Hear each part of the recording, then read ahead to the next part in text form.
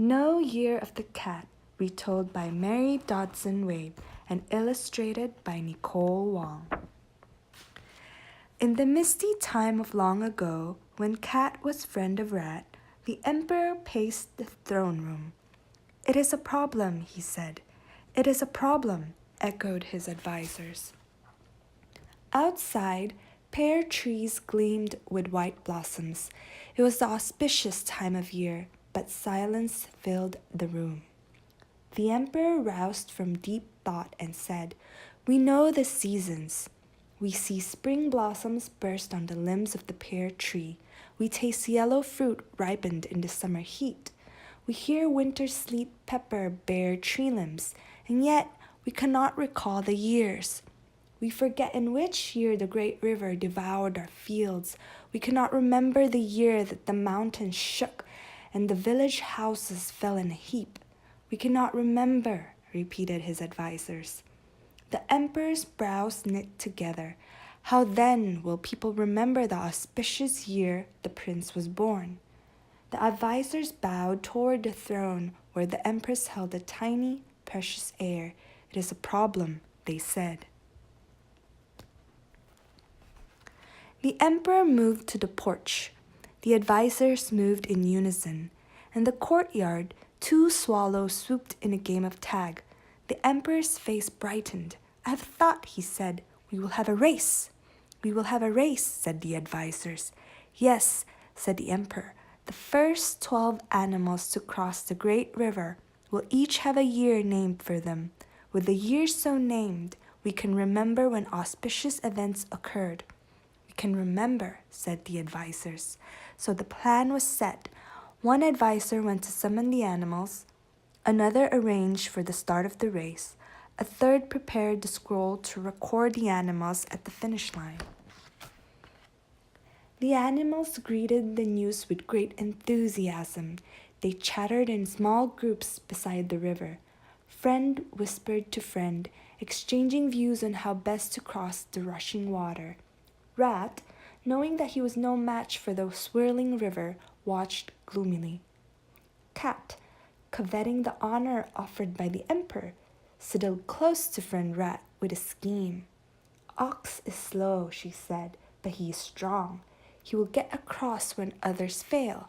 We must get him to carry us both." Rat saw wisdom in the cat's plan.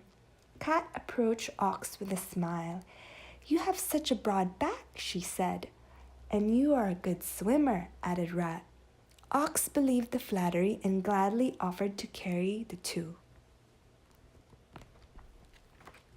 On the day of the race, Ox roused his companions before sunup. Cat gave a long stretch and leaped onto Ox's back. Rat caught the tail and scrambled up. At the advisor's signal, Ox plunged into the strong current. Using his great strength, he avoided rocks pointed out by Cat. When they reached the middle, Rat saw that the other animals were swimming well in smoother water. He feared his chances were slipping away. A wicked thought crossed his mind.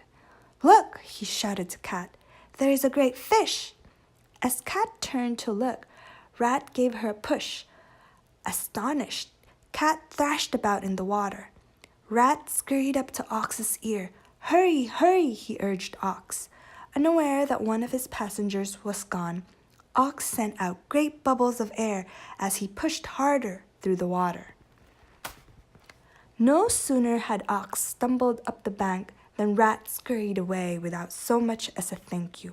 "Congratulations," said the emperor. "You are the first to arrive.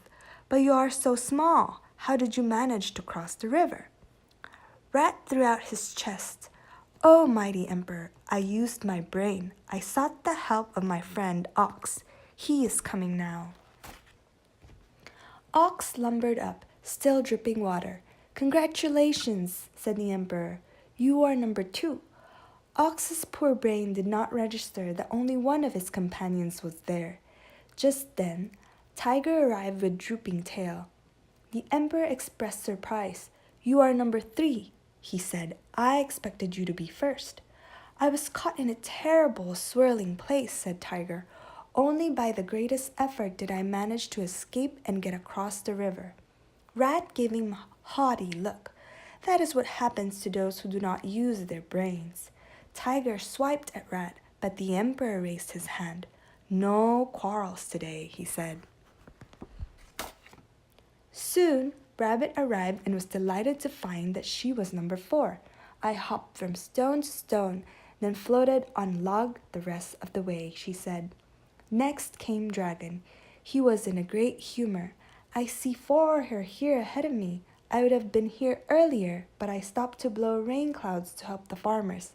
Then I saw a rabbit in the river and made the wind push her log. Not only is your kindness honorable, said the emperor, but you have earned place number 5. The emperor had hardly finished speaking when Horse clattered up. Just as he started to approach the emperor, however, Snake slithered out of the bushes. Startled, Horse reared back. Snake slid by and received the next number. Horse appealed to the emperor. Snake tricked me. Do not worry, said the emperor. Snake meant you no harm. After all, she cannot walk or fly. She must slide under things. Horse saw the crowd of animals. Is there still a place for me? The emperor peered at the chart. The scribe will mark you in 7th place. The next 3 animals arrived together. Sheep had recently been shorn of her wool and stood shivering in the breeze. Monkey, always up to tricks, swung by his tail, greatly amusing the emperor. Rooster could not resist crowing. We found a raft at the water's edge, he said. Sheep pushed, monkey pulled, and I flapped my wings. That's how we crossed. And that is why sheep will be number 8, monkey number 9, and you, Rooster, are number 10, said the emperor. About that time, Dog trotted up. He shook, splattering water in all directions. The emperor was puzzled. How is it that you, a good swimmer, are so late? He asked. I wanted to be clean to appear before you, mighty emperor, explained Dog, quite happy with himself. I washed well in the river. You almost missed getting here, said the emperor, unmoved by the flattery. You are number 11. In the distance, they heard Pig squeal as he hauled his fat body up the bank. He waddled up to the emperor. Such a long trip, he exclaimed. I have had nothing to eat. Surely there must be something here for me. Do you not wish to know whether you are among the winners? Asked the emperor. Oh, mighty ruler, said Pig. I am unable to think of anything else when I am hungry. The emperor laughed and nodded. It is so with me. But to answer the question you did not ask, you are number 12. The scribe put down his brush. All the names were on the scroll. The emperor surveyed the animals. You have done a great service, he said.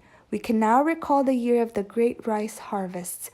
We can mark the year of heavy snow, and we will remember the auspicious year the prince was born. We will remember, said the advisors, bowing in unison. Amid great snorting, barking, baaing, and crowing, the name of each animal was read from the scroll. Just as the noise died down, a wet, scraggly cat jumped in front of the emperor. What is my number? Demanded Cat. I am sorry, most sorry, said the emperor. You are too late. Too late? She screamed. She danced in fury. She pled, but it was in vain. Then, turning, she lunged for Rat. Rat fled, barely escaping her sharp claws. In the years that followed, Cat never forgave, and she never forgot, and that is why, to this day, she stalks her enemy, determined to repay Rat's treachery. And so it is that among the auspicious years that people recall, there is no year of the cat.